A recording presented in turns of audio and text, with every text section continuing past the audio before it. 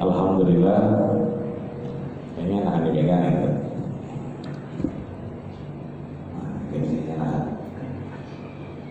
Alhamdulillah, rabbil alamin, wa bihi nasta'inu ala umuri dunya waddin. Assalatu wassalamu ala asyrafil anbiya'i wal mursalin, sayyidil ghurril muhajjalin wa ala alihi wa ashabihi ajma'in. Asyhadu an la ilaha illallah wahdahu la syarika lahu wa asyhadu anna sayyidana Muhammadan abduhu wa rasuluhu la nabiyya ba'dahu. Qala Allah ta'ala fi kitabihil mubin wa huwa asdaqul qailin. A'udzu billahi minasy syaithanir rajim. Bismillahirrahmanirrahim. Ya ayyuhalladzina amanu taqullaha haqqa tuqatih wa la tamutunna illa wa antum muslimun. Wa yaqulu subhanahu wa ta'ala ya ayyuhalladzina amanu taqullaha wa qulu qawlan sadida yuslih lakum a'malakum wa yaghfir lakum dzunubakum wa may yuti'illah wa rasulahu faqad faza fawzan 'azima. Allahumma faqihna fid din. Amin.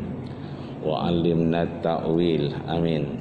Bi rahmatika ya arhamar rahimin. Ayahanda, bunda, bapak, ibu, jamaah sidang salat subuh Masjid Darul Muttaqin, sesuai namanya. Dar itu pintu rumah. Seringkali orang Arab bilang al-jar qabla dar. Nanti kapan-kapan kalau dapat rezeki, kemudian beli rumah lagi ya, bulan kawin lagi, atau dapat gusuran beli rumah lagi, itu al-jar qabla dar. Lihat dulu tetangganya baru beli rumahnya. Kebanyakan kita lihat rumahnya dulu, tetangga nanti gimana gitu. Kaidahnya lihat tetangga dulu baru beli rumahnya. Karena setidaknya sampai akhir hayat kita itu mewarnai kehidupan kita, baik kecintaan kita kepada Allah dan Rasulnya. Mudah-mudahan pagi hari ini kita sudah di Darul Muttaqin, pintu dari orang-orang yang bertakwa di hadapan Allah Subhanahu wa taala. Maka mudah-mudahan salat subuh kita diterima Allah Subhanahu wa taala. Bergeraknya kita niat ikhlas karena Allah, sehat badan kita, manfaat hidup kita, dan jauh dari segala yang membahayakan. Dan mudah-mudahan insya Allah ada kesempatan mengumpulkan amal yang lebih banyak, sehingga kalau sudah tidak bermanfaat kita berakhir dengan husnul khatimah. Amin ya rabbal alamin. BKM Masjid Darul Muttaqin beserta pengurus dan stafnya yang mohon maaf lahir batin, jamaah baik yang tetap maupun tidak. Kita sudah membahas fikih ini sejak sebelum corona. Sudah kita bahas satu bab tempoh hari, dan kitab yang kita pakai adalah Al-Fiqhul Islami wa Adillatuhu, fikih Islam beserta legal standingnya, baik itu Quran, hadis, ijma ulama ataupun qiyas, yang kemudian menjadi dasar hukum dari fikih yang kita lakukan. Qadarullah ta'ala, Allah punya kekuasaan sehingga alhamdulillah pengajian kita terhenti dengan virus corona. Dan alhamdulillah menurut mantan Menkes ini ya, saya mengutip ya, konon ini virus terakhir variannya, konon gitu kan. Dan konon juga ini lemah, tidak seperti abang-abangnya. Jadi ini agak lemah, hanya saja mudah menginkubasi, tapi tidak kuat lemah. Mudah-mudahan boleh jadi itu bagian dari ilmu Allah yang disampaikan sehingga kita bersemangat yang 2 minggu lagi akan menghadapi Ramadan ya Allah Subhanahu wa taala. Amin ya rabbal alamin. Maka di pertemuan dulu ya 2 tahun yang lalu, wah lama juga 2 tahun ya. Nah, kita ini al-baqiyatus shalihah. Kita seringkali berjumpa pada kajian-kajian yang lain. Tapi memang subuh kedua ini diamanahkan adalah meneruskan al-fiqhul islami wa adillatuh. Maka pembahasan yang sudah kita lakukan tempo hari itu terkait fikih. Maka yang sudah kita bahas al-fiqhu huwal fahm. Fikih itu adalah pemahaman. Semakin kita berfikih, maka kita akan semakin faham. Semakin kita sama-sama makan nasi uduk di Kebayoran Lama, wah jauh ya. Jauh apa kagak itu? Dekat ya. Makan nasi uduk di Kebayoran Lama, jangan lupa kita mampir beli kopi. Kalau pagi hari ini kita duduk bersama dalam rangka membahas apa itu fikih. Nah, fikihnya sudah kita bahas tempo hari. Al-fiqhu wal fahmu, fikih adalah pemahaman. Maka doa kita di awal tadi, Allahumma faqihna fiddin wa 'allimna ta'wil. Ya Allah, faqihna, berilah kami pemahaman terhadap agama kami, ya kan? Wa 'allimna ta'wil, dan ajarkanlah kami bagaimana memahami ta'wil. Nah, ta'wil inilah yang nanti akan kita pelajari. Mudah-mudahan sehat panjang umur karena Allah Subhanahu wa taala. Amin ya rabbal alamin. Karena ada kalanya kita mau, Allah nggak mau. Ada kalanya Allah mau, kitanya ogah-ogahan. Ya. Subuh ini alhamdulillah cuacanya luar biasa menggoda. Ya. Karena semalam rintik-rintik yang membasahi bumi, jadi tidurnya lumayan. Saya aja nggak pakai persiapan tidurnya. Saya nyampe 1:30 karena ada haul di daerah Bekasi. Dari sana jam 1 kurang seperempat, sampai rumah saya perhatiin jam 1:30 lewat dikit. Nggak pakai persiapan, duduk aja merem saya di bangku. Bangun-bangun kaget, udah 3:30. Ya, udah berangkat dah, alhamdulillah. Jalan pelan-pelan. Nah ini kadang Allah mau, kitanya ogah-ogahan. Tapi kadang-kadang kita mau, Allah belum tentu mau. Inilah al-insan bitafkir wallah bitakdir. Manusia seringkali berkeinginan, tapi yang punya keputusan adalah Allah Subhanahu wa ta'ala. Maka pagi hari ini kita setelah membahas fikih, kajiannya adalah terkait muqaddimatu daruriyatu anil fikih. Apa itu? Kalau tadi kita sudah bahas fikih, kalau 2 tahun yang lalu kita sudah bahas fikih, nah kali ini kita bahas tentang daruriyah. Apa itu daruriyah? Daruriyah itu keistimewaan. Ada kalimat begini, nanti Bapak Ibu kalau ketemu kitab namanya Muqaddimatul Hadramiyah, ya, punya Syekh Abdurrahman Al-Hadrami. Beliau ada kalimat begini dalam babus shalah, bab tentang salat. Wa yukrahul iltifatu. Kalau yukrah itu makruh. Makruh itu apa? Dibenci ya. Wa yukrahul mar'u, maka dibenci seseorang al-iltifatu biwajhihi. Kalau lagi salat telangah kelinguk. Kalau telangah kelinguk apa? Nengok-nengok. Ya, di depannya ada tulisan semen Cibinong. Karena kaosnya yang dipakai semen Cibinong. Sebelah kanannya ada tulisan, orang jelek jangan baca tulisan jelek, begitu katanya. Siapa suruh baca tulisan jelek, berarti yang baca jelek, begitu. Jadi kita telah ya. Kadang-kadang kita tahiyat akhir asyhadu an la ilaha illallah. Tangan kita ini ya, harusnya yang kita lihat apa? Tangan kita, bukan tangan orang lain.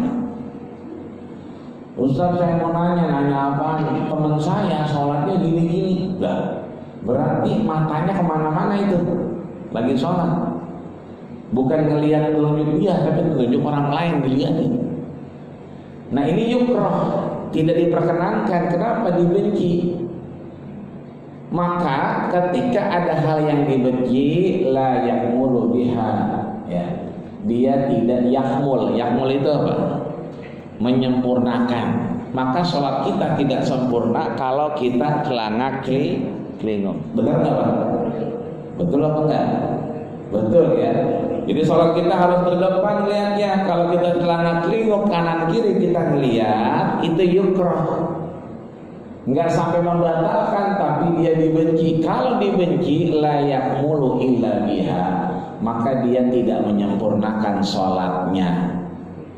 Sampai sini setuju? Setuju ya? Tiba-tiba sholat Jumat bapak-bapak, sholat Jumat telat, kenapa? Nganterin anak ke pondok. Ya, begitu nyampe udah qomat, Allahu Akbar, asyhadu an la ilaha illallah, enggak dapat parkiran. Penuh masjid, akhirnya sholatnya di mana? Di sebelah motornya. Begitu lagi sholat, belum assalamualaikum warahmatullahi, belum, ya kan? Dari awal sholat kayaknya motor kita ada yang merhatiin, tiba-tiba bergeser dikit, tiba-tiba ketak-ketok, ternyata ada orang yang lagi ketak-letekin motor kita. Nah kita belum salam, yukrahul iltifat, hukum dasarnya kita nggak boleh nengok, betul apa enggak? Tapi begitu kita tahu motor kita itu lagi keletak-letakin sama maling, kita boleh nengok. At-tahiyatul mubarakatus salawatut thayyibatu lillah. Boleh kita. Itu maling kaget, Masya Allah kata dia. Lagi sholat nengok-nengok di kita dipelototin katanya. Ini maling nggak pernah ngaji, nggak pernah ikut kajian. Kalau ini maling ikut pernah kajian, ya, yang ngebatalin sholat itu bukan celana kelinguk, tapi dia bangun nguber tuh maling, baru sholatnya batal.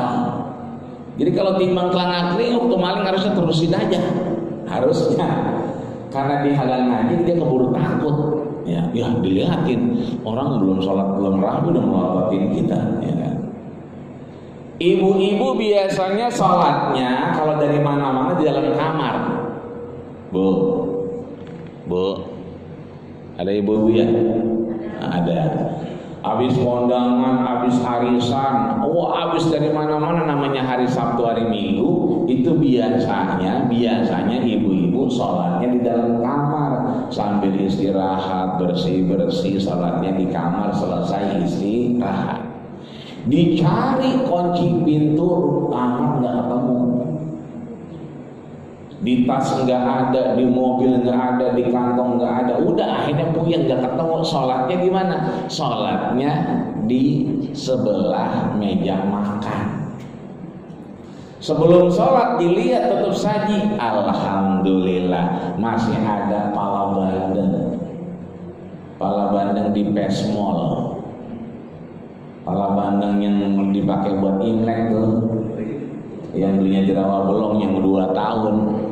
Lo kan mantep banget itu pala bandeng, apalagi di Pesmol. Ini sebelum takbir, sebelum sholat dilamar dulu tutup saji.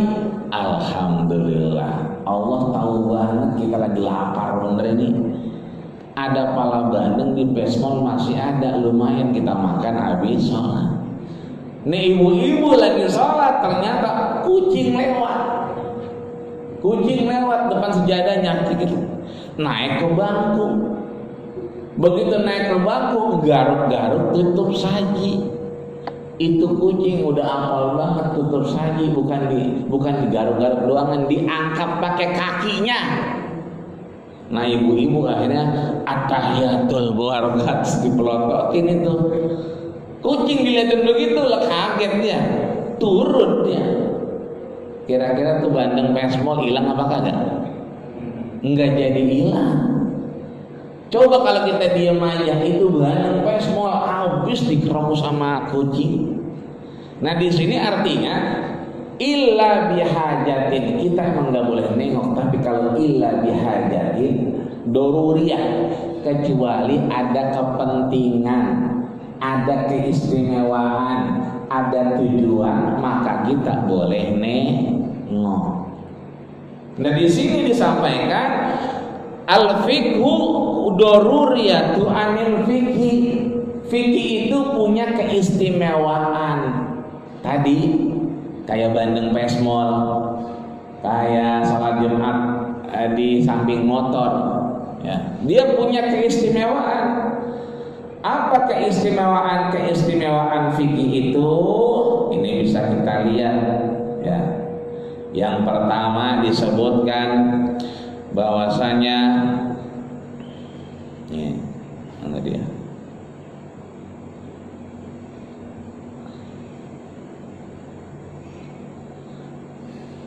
Asasuhul wahyul ilahi.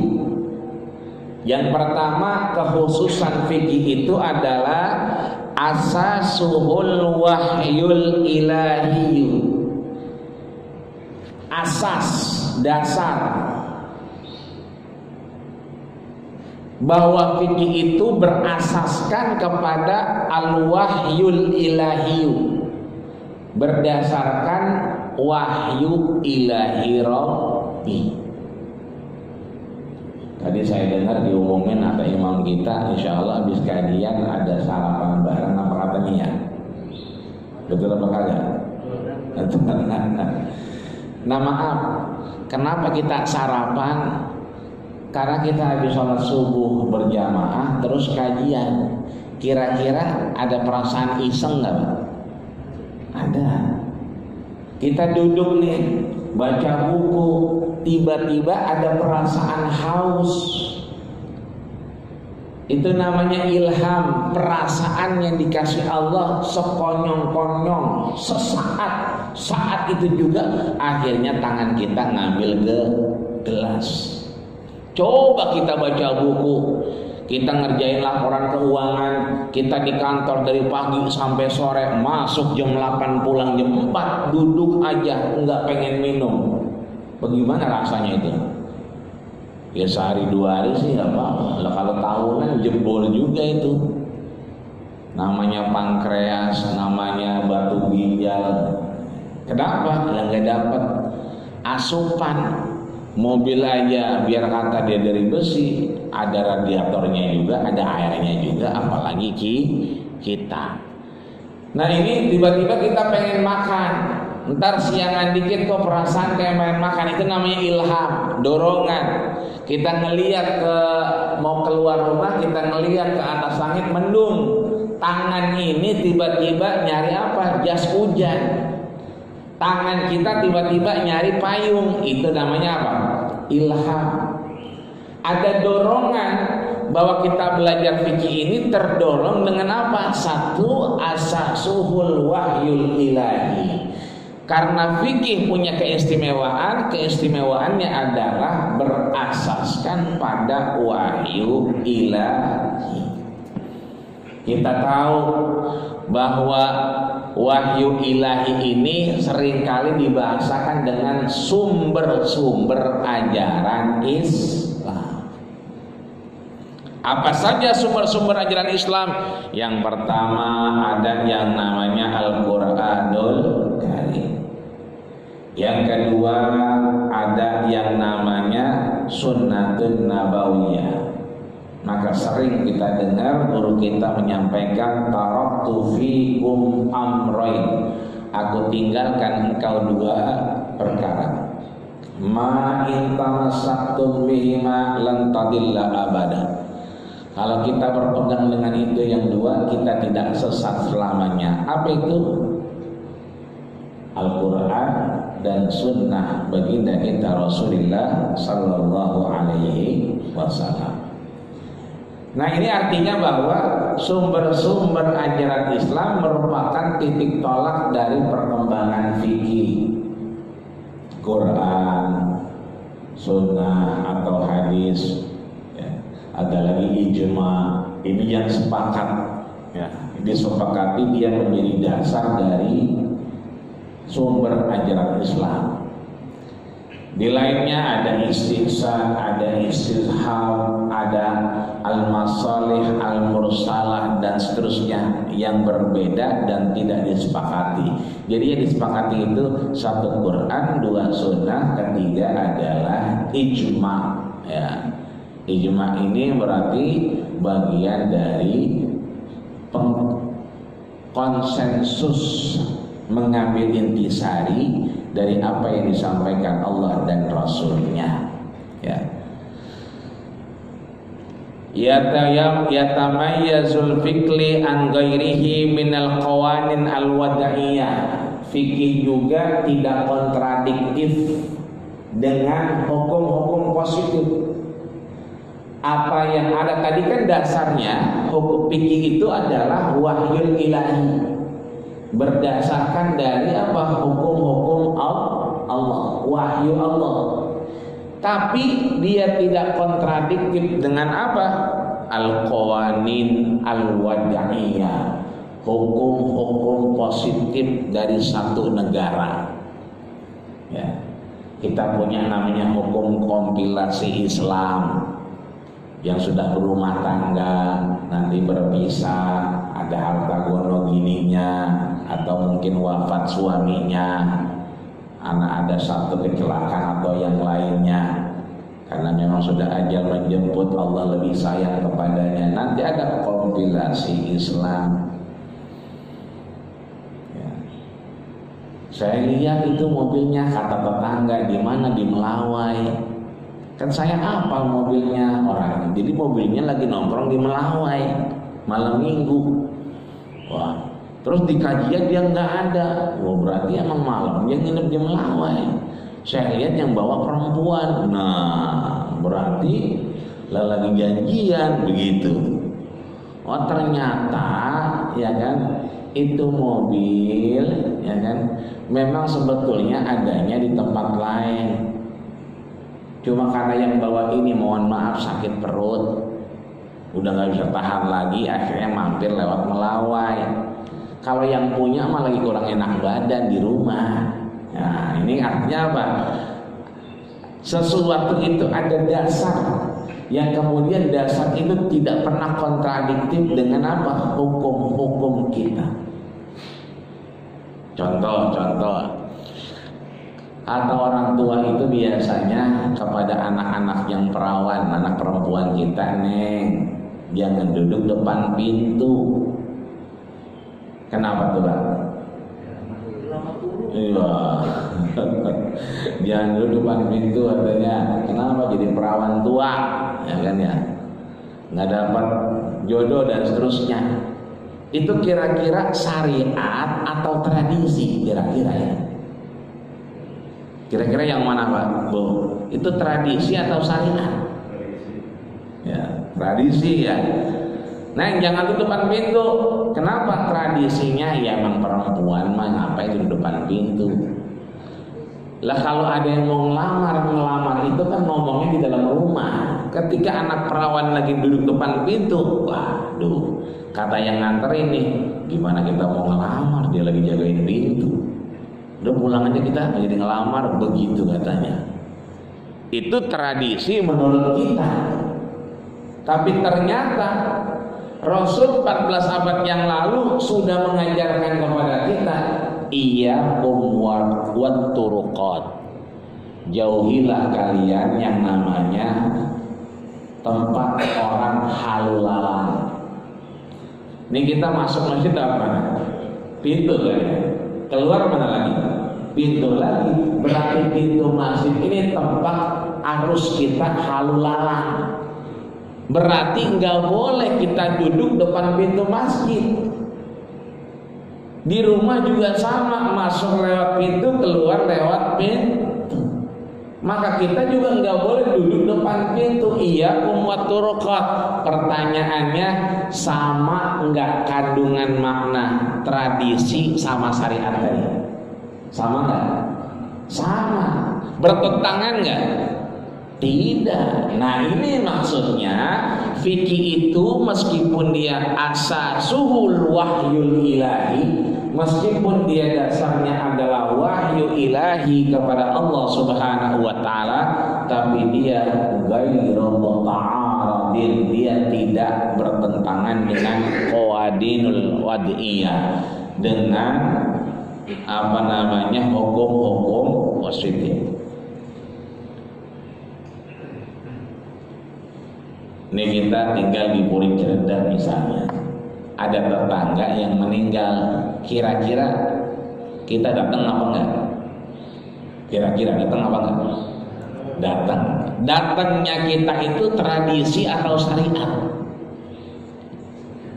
Kalau bahasa kita nyelawat ya. Ya nyelawat apa ngelayat, takziah. Nah, takziah nyelawat itu syariat atau tradisi? Nah, tradisi atau syariat? Nah, dia datang ke rumah kita, ya kita datang lagi ke rumah dia. Itu tradisi apa syariat? Nah, dia main ke rumah kita main ke rumah dia. Itu tradisi apa syariat? Ya. Dibilang tradisi, emang kebiasaan kita, dia datang ke rumah kita datang ke rumah dia. Syariatnya Rasul sudah bilang, man ahabba ayyubsatalahu fi rizqi. Siapa yang kemudian pengen panjang umur, murah rezeki, faliyasir rahimah, sambung silaturahim. Datangnya kita juga syariat, juga tradisi. Syariat sama tradisi nggak bertentangan. Tetangga meninggal, kebiasaan kita memang paguyuban RT RW datang, nengokin, menyampaikan bela sungkawa, betul apa enggak? Nah, itu berarti tradisi kita begitu, orang timur. Syariatnya kata Nabi, man syahadal janazah, siapa yang kemudian melihat jenazah, datang dia, nengokin dia, ngelayat dia, takziah dia, falahu qirat, dia dapat 1 qirat. Habis nyelawat dia pulang. Tapi ada juga habis nyelawat dia pulang, datang lagi tak. Ngapain? Nyolatin. Ikut dia nguburin. Kata Nabi, man syahidal janazah, siapa orang yang kemudian menyaksikan jenazah, nyelawat dia ngelihat. Makanya kadang-kadang mohon maaf ada orang ngelihat itu dibuka, ya kan? Dibuka penutup wajahnya. Kenapa dibuka? Melihat langsung, karena syahidah itu mempersaksikan. Kita tahu dia orang baik, kita bersaksi dia adalah orang baik. Makanya kalau mau disolatin suka ada syahadah. Ali hadal mayyiti ahlil khair. Apakah orang ini yang sudah bersosial dengan kita, hidup satu RT, hidup satu RW, hidup satu lingkungan, hidup satu komplek dengan kita, apakah dia adalah orang baik? Jawaban kita khair, baik. Dia adalah orang baik. Nah, ini orang yang datang nyelawat, nyolatin, bahkan ikut nguburin, kata Nabi, falahu qiraton, dia dapat 2 qirat. Ditanya Rasul, famal qiratan ya Rasulullah, apa itu 2 qirat yang kau maksud wahai Rasul? Apa kata Nabi? Mislul ajabalainil azimain, seperti 2 gunung yang besar ini. Itu artinya antara nyelawat, antara takziah dengan hukum syariat, dia bisa jadi tradisi, bisa juga syariat, dan kedua-duanya tidak kontradiktif, tidak berseberangan tapi sejalan. Itu yang pertama, ya. Yang kedua, bahwasanya fikih itu sumuluhu kullu mutatalibatul haya. Sumul itu kayak tadi kita bahas tentang sholat nengok, ya, bahwa dia ketika dikerjakan tidak menyempurnakan. Nah, yakmul itu sumul itu sempurna. Maka sumuluhu, adanya fikih itu, huk kepada fikih, dia mutatallibatul haya. Ya. Jadi kalau kita tolab itu minta, ya, sesuatu yang kita cari, tolabul ilmi berarti nyari ilmu. Kalau tolabul haya, sesuatu yang kita cari dalam kehidupan, kita kerja, kita masuk. Kenapa? Ada tanggung jawab ma'isyah, kehidupan anak dan istri kita, ada kebutuhan di sana. Maka syumuluhu, fikih itu menyempurnakan, ya, di dalamnya mencakup apa? Mutatallibatul haya, pembahasan yang sangat komprehensif dari seluruh aspek kehidupan. Ini kita sholat, kira-kira itu ibadah apa muamalah? Ibadah apa muamalah kira-kira Pak? Muamalah itu bersosial. Kalau kita sholat berjamaah, kira-kira itu ibadah apa muamalah? Satu ibadah, kita menjalankan kewajiban kita. Tapi kan mohon maaf, kita sebelahnya sehat Pak, ya, salaman, gimana kabar? Terus kita gini nyender-nyender begini kan, sama-sama saling sapa. Berarti bukan cuma dapat ibadah, tapi dapat juga muamalah. Itu fikih. Kita di kantor megang laptop, ada laporan keuangan harus selesai. Kalau kita ngerjain doang kan letak-letek, selesai nggak Pak? Selesai nggak tuh kerja laporan keuangan kita? Kerjaan kita beres ya? Beres. Cuman nggak dapat apa-apa, dapatnya cuman beres urusan doang kerjaan. Tapi kalau kemudian kata bos kita, ini kudu selesai laporan keuangan sekarang, ya bismillah, insya Allah selesai.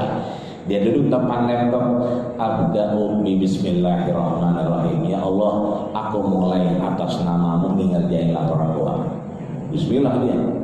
Ya, ketika misalnya maaf ada yang kurang pas, astagfirullahaladzim, astagfirullah, dia minta ampun, keluar dari ada nilai-nilai ibadah, ya kan? Dia pengen laporannya enak dibaca, ada nilai muamalah. Jadi bukan cuma dapat urusan beres kerjaan doang, tapi dia dapat juga ibadah, dapat juga muamalah. Jadi fikih itu dia mencakup aspek kehidupan yang komprehensif, ya, sangat-sangat sempurna. Ya. Yang ketiga, ya, keistimewaan fikih adalah disebutkan di sini, ya,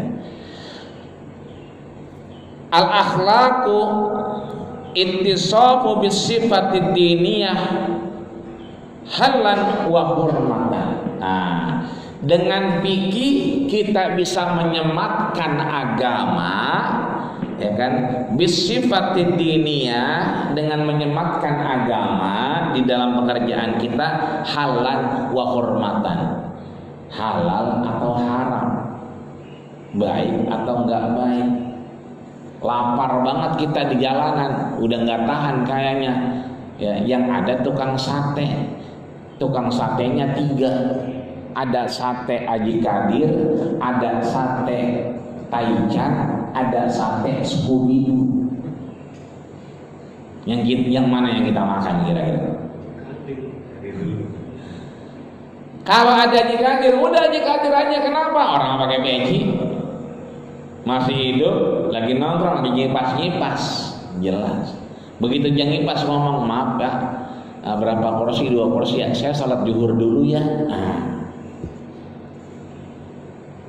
Tapi kalau yang tadi sate taichan, Scooby-Doo kan dong. Inilah kemudian fikih ittisafud diniyah. Jadi belajar fikih itu menyipati, kita kan dasarnya pengen ngapain? Pengen makan kan urusan kita, betul. Dasarnya cuma makan. Agama juga mengajarkan kita, mohon maaf kalau udah lapar banget, gemeteran, gak ada makanan lagi, ya, cuma ada daging babi, makan, kan begitu. Kenapa? Menjaga darurat. Sampai sebegitunya kita diperbolehkan makan yang haram. Ad-daruratu tubihul mahzurat, bahwa keadaan urgen, sangat-sangat penting, kehidupan kita nggak ada lagi jalan, itu akhirnya membolehkan sesuatu yang haram.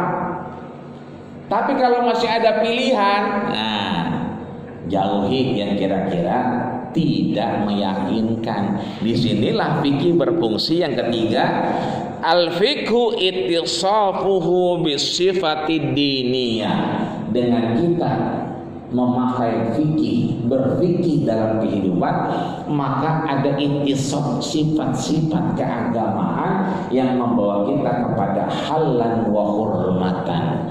Apakah dia halal atau tidak halal, apakah dia baik atau tidak baik. Ini sekarang lagi banyak begitu azan orang sholat, di mana aja sholat, alhamdulillah. Kenapa? Sudah masuk waktu, boleh. Cuman permasalahannya, mohon maaf lahir batin, ketika kita berhentiin mobil ganggu orang apa enggak? Gitu. Sholatnya udah bagus, cuman ganggu orang lewat apa enggak itu. Niatnya nih besok 2 minggu lagi beli takjil. Takjil itu apa? Bukaan puasa ya. Kan 2 minggu lagi nih kita, betul.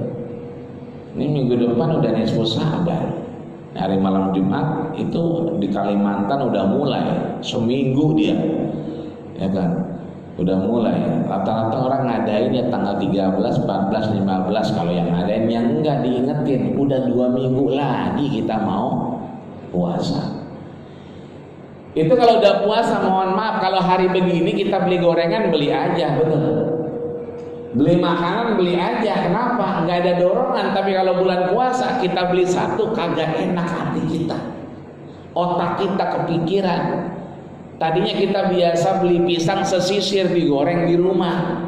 Kalau bulan puasa kita beli 2 sisir, sesisir digoreng di rumah, sesisir dibawa ke masjid Darul Mutakin. Biasa beli gorengan 10.000, coba kita bawa ke rumah, begitu bulan puasa kagak enak, hati kayaknya kurang nyaman.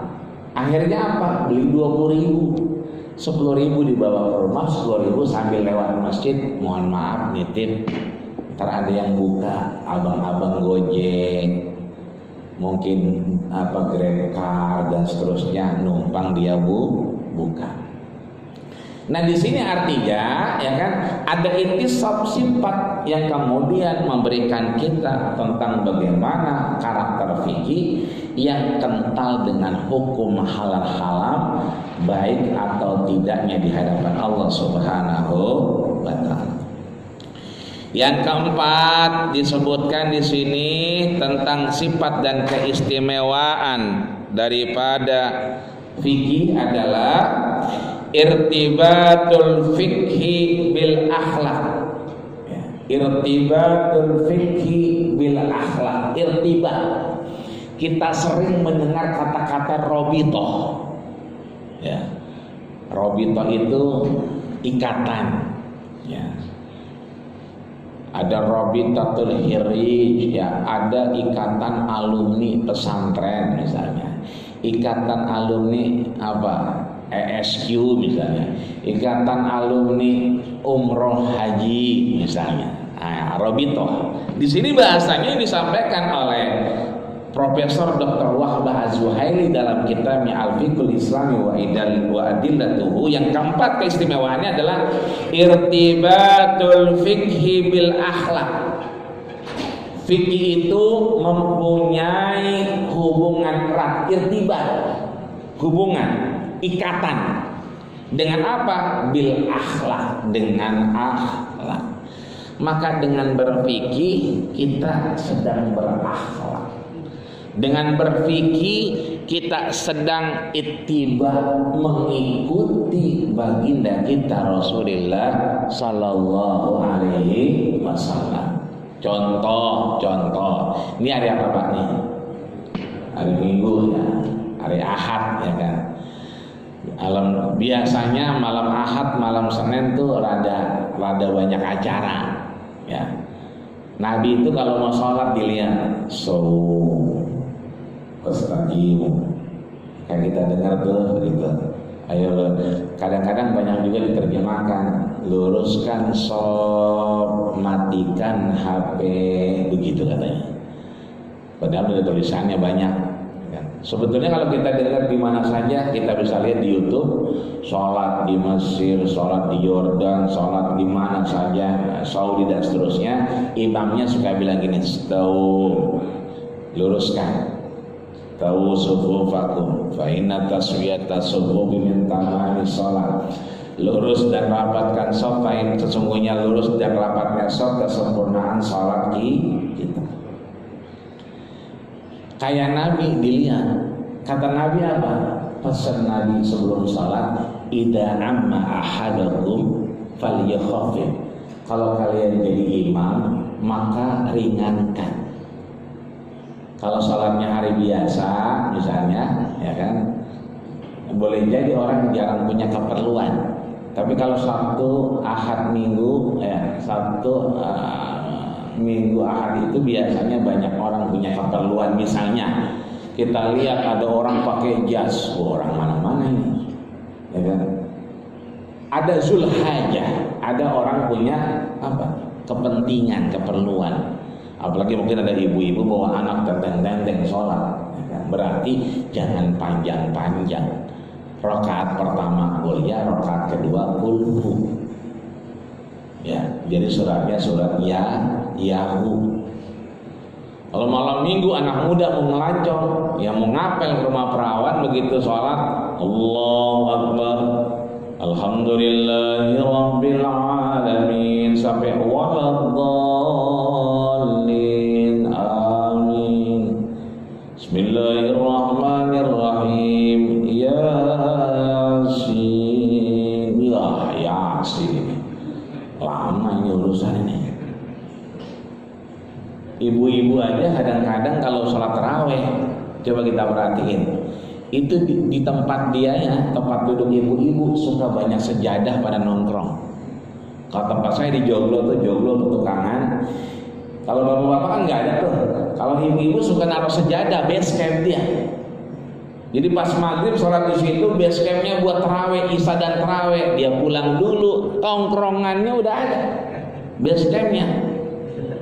Iya. Begitu balik lagi dia nanya, imamnya siapa? No, imamnya no. Iya. Ini mah lama dah.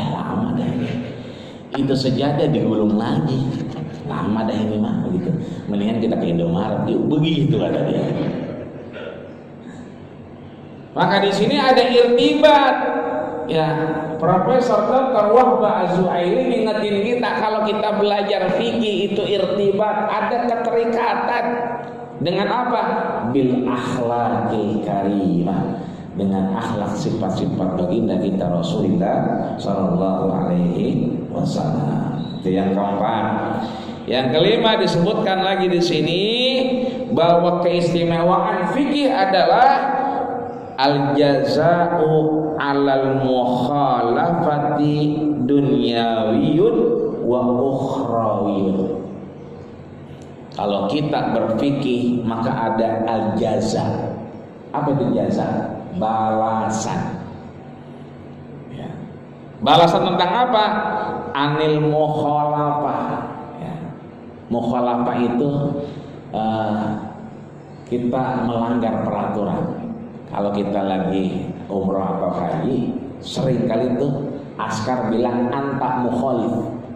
Kamu ngelanggar. Kalau dulu masalahnya suka sering moto dulu. Sebelum ada smartphone, sebelum ada handphone, itu kamera-kamera diambil-ambilin semua dulu. Ya. Jadi kita masuk masjid nggak boleh ada kamera. Kadang-kadang kalau bawa kamera kelihatan ditarik itu. Kalau nggak dibanting dulu. Sering kali kita yang kena begitu dibilang anta mukhalif, kamu nih ngelanggar aturan. Nah di sini disebutkan wal jazaa'u 'alal mukhalafah, balasan bagi mereka yang melanggar. Nah, aturan-aturan siapa? Allah Subhanahu wa taala, dunyawiyun wa ukhrawiyun. Dunia nanti kenanya di akhirat. Maka adunya mazra'atul akhirah. Dunia itu tetap bercocok tanam di akhirat. Disebutkan lagi adunya mahattatun min mahattatil haya. Dunia itu tempat halte pemberhentian menuju kehidupan di akhirat. Maka ada istilah manjada wajada. Apa artinya? Siapa giat, siapa yang rajin, pasti dia dapat. Ya. Belakangan bukan manjada wajada, tapi berubah menjadi manjanda waduda, begitu katanya. Ya. Itu yang kelima. Yang keenam disebutkan khasais keistimewaan fikih adalah an-nuz'atu fil fikhi jama'iyatun. An-nuz'atu fil fikhi jama'iyatun. Orang-orang yang melakukan fikih, mengaplikasikan fikih, maka sesungguhnya dia sedang bersosial.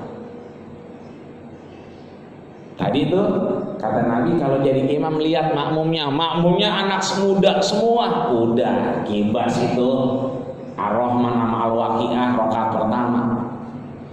Ya kan? Kenapa? Anak muda semua lagi pada seneng-senengnya, lagi semangat-semangatnya. Tapi kalau yang di belakang baru Allahu Akbar di belakang jangan kali-kali dikasih Al-Waqiah sama Ar-Rahman, tambah bengek dia. Ini yang begitu maka saya paling banyak alhaqumut takasur deh. Iya, kalian dibatuk mulu. Artinya kalau kita berpikir kita sedang menemukan titik temu kemaslahatan sosial. Nah, berarti kita berpikir, belajar fikih, kita sedang memupuk rasa apa? Sosial kita di hadapan Allah Subhanahu wa taala. Yang selanjutnya yang ketujuh sifatnya keistimewaan fikih menurut Profesor Dr. Wahbah Zuhaili dalam kitabnya Al-Fiqhul Islami wa Adillatuhu. Yang ketujuh al-fiqhu salihun lil baqa'i wat tatbiqid daim. Fikih itu saleh, relevan, lil baqa'i wat tatbiqid daim. Meskipun kita nggak ada atau kita masih ada, litatbik aplikasinya akan terus menerus sesuai sampai kapanpun. Kenapa? Karena al-Islam sholihun likulli zaman wa makan. Islam akan tetap relevan dalam konteks dan ruang waktu apapun. Nah, yang kedelapan, ya. Daripada keistimewaan fikih adalah disebutkan di sini innal ghayata min tawti'atil fikhi wa ta'bidi turukul wusul ilaihi fil ifadati. Nah, berarti apa? Goyah itu apa? Tujuan.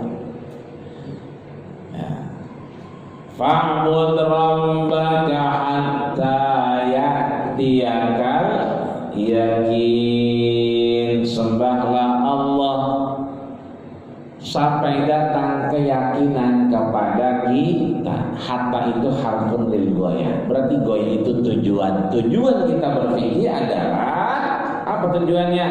Ya, di antaranya adalah kita turukul wusul ilal ifadah, menuju kemanfaatan. Jadi kalau kita berfikih, insya Allah kita akan mendapatkan manfaat dari Allah Subhanahu wa Ta'ala, sehingga apa yang kita lakukan tidak lain dan tidak bukan adalah kita mencari kemanfaatan dan kemaslahatan, dan kemanfaatan dan kemaslahatan itu mudah-mudahan Allah ridhoi kita. Dari situ misalnya kita juga insya Allah mendapatkan keberkahan dari Allah, maka kita berharap masih ada manfaat hidup kita, sehingga masih ada kesempatan kita untuk ngumpulin amal ibadah kita, sekalipun gak ada lagi manfaat amal ibadah kita. Mudah-mudahan Allah tutup usia kita dengan husnul khatimah. Amin ya rabbal alamin. Al-Fatihah. A'udzubillahi minasyaitonir rajim. Bismillahirrahmanirrahim. Alhamdulillahirabbil alamin. Arrahmanirrahim. Maliki yaumiddin. Iyyaka na'budu wa iyyaka nasta'in. Ihdinas siratal mustaqim. Siratal ladzina an'amta 'alaihim ghairil maghdubi 'alaihim waladdallin. Ini kita sampai surah ya Pak? Udah bunyi apa belum tadi? Oh belum bunyi. Emang surah jam berapa? Oh gitu. Baik, sampai sini mungkin ada yang ditanya, perasaan surah sampai 6:30 nih. Biar saya cek dulu ya. Jadi pengen ngecek kita. Kita lihat sebentar. 6:07. Oh ya 2 menit lagi. Suruh kita, oh iya betul 6 menit ya. Mungkin Bapak Ibu ada yang mau ditanya, silakan Ustaz. Terima kasih. Kalau lihat rukun Islam kelima haji itu kan, kalau menurut penjelasan dari yang saya paham, yaitu adalah produk dari akulturasi budaya, karena haji itu dulu sebelum zaman Rasulullah sudah ada haji, cuman dirubah-rubah aturan mainnya hajinya kan. Berarti haji sebagai rukun Islam itu ada produk akulturasi budaya, karena budaya Arab dulu memang sudah ada haji itu, sa'i dan segala macamnya. Nah, kalau kita kias, kita sandingkan dengan tradisi di negara kita, misalnya tahlilan itu kan produk dari tradisi sebelumnya, yang itu cuma diisi-isi aja dengan baca-baca Al-Quran, Yasin dan macam-macam itu. Nah, 17 Agustus diisi dengan doa-doa bersama. Nah, apakah kalau berdasarkan dengan produk haji ini terus dengan tradisi orang Indonesia yang dirubah-rubah dengan ada bacaan-bacaan Quran, itu bisa dihukumi itu sunnah, bukan bid'ah hasanah, dengan pembandingan dasar yang akan dilakukan Nabi dengan merubah haji menjadi seperti sekarang ini, karena dari budaya sebelumnya haji. Ya, baik, terima kasih Pak. Kata Nabi, Allah sampaikan khudhu anni manasikakum, pakailah cara berhaji seperti yang aku perlihatkan kepada kalian. Ketika kita ingin berhaji, al-hajju ashhurun ma'lumat, faman farada fihinna al-hajj fala rafasa wala fusuqa wala jidala fil hajj. 3 ada rule di situ, ada aturan main yang sudah dibalut lewat firman Allah dan apa yang disampaikan Rasulullah. Wa'adzin fin nasi bil hajji ya'tuka rijalan wa ala kulli dhamir. Orang pergi haji itu bukan perjalanan, tapi dhamir, dari sininya. Makanya ada orang salat usolli fardhu subhi, ada juga yang langsung Allahu Akbar, nggak pakai usolli. Yang nggak pakai usolli sah apa nggak? Sah. Yang usolli sah apa nggak? Sah dua-duanya, nggak ada yang kontradiktif. Kenapa? Kata Nabi, innal kalama lafil fuadi, sesungguhnya omongan itu bukan di mulut, tapi di mana? Lafil fuadi, adanya di dalam hati. Wa inna ma ju'ilal lisan, sesungguhnya Allah ciptakan lisan kita, ya, alal fuadi dalila, menerjemahkan sebagian yang ada di dalam hati. Semua yang baik-baik kerjakan, semua yang kira-kira tidak melanggar aturan kerjakan, maka itu jadi sunnah. Apa itu sunnah? Ma yusabu ala fi'lihi wa la yu'aqabu ala tarkihi. Yang dikerjakan itu dapat pahala, ditinggalkan tidak berdosa. Tapi sayang kalau kita nggak kerjain, maka ditinggalkan kita merugi. Namun khusus pada konteks haji itu, meskipun dia akulturasi budaya dulunya memang sudah ada, tapi ada aturan main yang khusus. Dulu orang pergi haji, mohon maaf, dulunya oryanun tolik. Apa itu oryan? Ya, mohon maaf ya, telanjang, tolik, telanjang bulat, enggak ada selai benang pun dulu. Maka ketika Allah sampaikan laqad khalaqnal insana fi ahsani taqwim, bagaimana mungkin manusia itu sebaik-baik penciptaan Allah. Maka ada orang, kalau kita perhatikan Bapak Ibu, kalau lihat satelit tuh, ada orang lagi berenang di Ancol tuh, berenang dia. Begitu sholat asar, azan asar, Allahu Akbar, Allahu Akbar. Maaf, dia bangun dari itu air laut, dia sholat. Allah. Kenapa dia sholat? Karena celananya panjang, celana pansi, dan dia nutupin pusernya. Aurat kita sampai mana? Puser sampai ke dengkul. Sah nggak itu sholatnya? Cara aturan mainnya memang auratnya ditutup dan sah. Cuma kan mohon maaf telanjang, bajunya nggak dipakai, dan itu sholat. Ya, saya pernah melihat sekali itu lagi berenang langsung sholat, ya kan? Kata dia yang penting kan ini tertutup aurat dia sih, ya. Cuma kan masalahnya kita mau ketemu Allah Subhanahu wa Ta'ala. Nah di sini khudu'ani manasikakum, ketika kamu ingin melaksanakan aktivitas haji dan umroh, maka lihatlah kaifiyat cara manasik yang sudah aku gambarkan. Makanya melaksanakan haji sekarang nggak main-main. Keluar peraturannya nomor 8 tahun 2019 kemarin, bahwa yang berhak memberikan manasik haji dan umroh adalah pembimbing yang bersertifikat, diakui kompetensinya oleh negara dan lembaga independen. Alhamdulillah saya ikut, ya dulu saya ikut angkatan kedua, karena saya angkatan pertamanya jadi asesor. Saya nggak enak hati. Saya emang umroh haji udah berkali-kali, tapi saya nggak punya sertifikasi.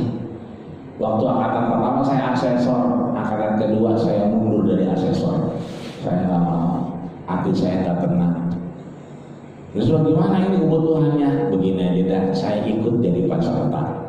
Bayar 6,5 juta saya bayar. Itu. Kenapa? Lebih gimana mungkin asesornya belum punya sertifikasi hajinya, repot gitu kan. Nah di sini sekarang undang-undang itu travel, haji, KBHU itu bisa punya izin, perpanjang izinnya kalau punya sertifikat itu. Kalau nggak punya nggak bisa diperpanjang. Artinya khusus haji dan umroh, al-hajju arafah, dia punya konteks tertentu, meskipun dia akulturasi, tapi dia punya cara sendiri ketika Islam masuk. Contoh itu yang nyium hajar aswad. Bapak-bapak, ibu-ibu pengen nggak nyium hajar aswad? Pengen. Siapa yang nggak pengen?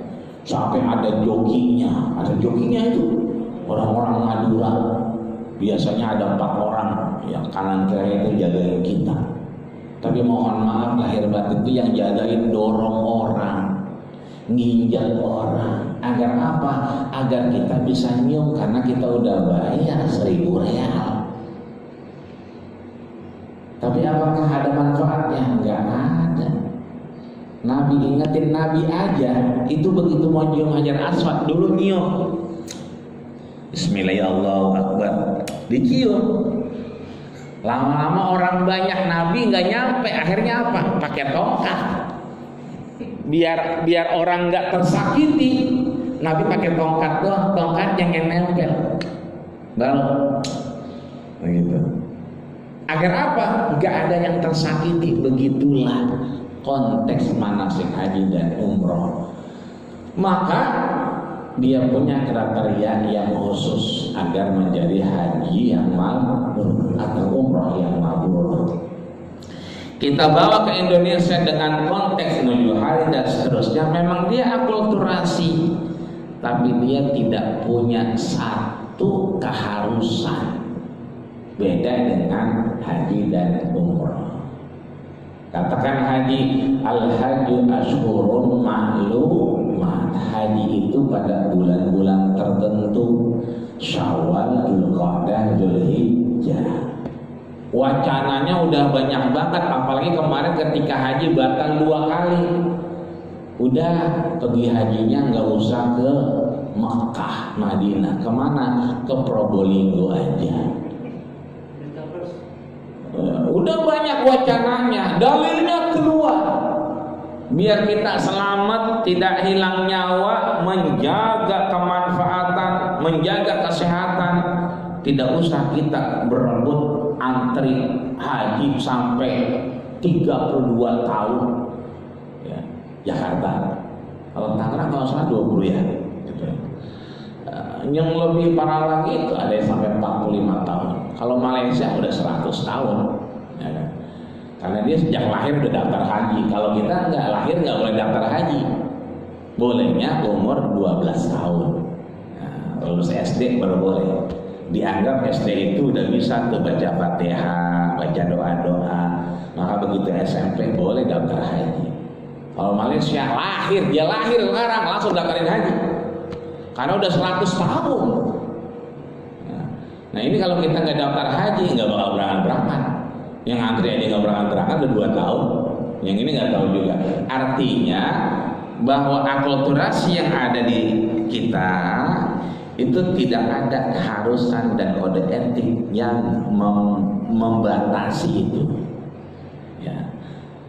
Selama tadi kita pakai fikih dengan tujuan manfaat dan maslahat. Tapi kalau haji, istri kita halal nggak buat kita? Halal nggak kira-kira? Halal. Cuman begitu haji itu istri kita jadi haram. Ya, kita kayak orang bawa sepeda nggak boleh ditaikin tapi tuntun doang.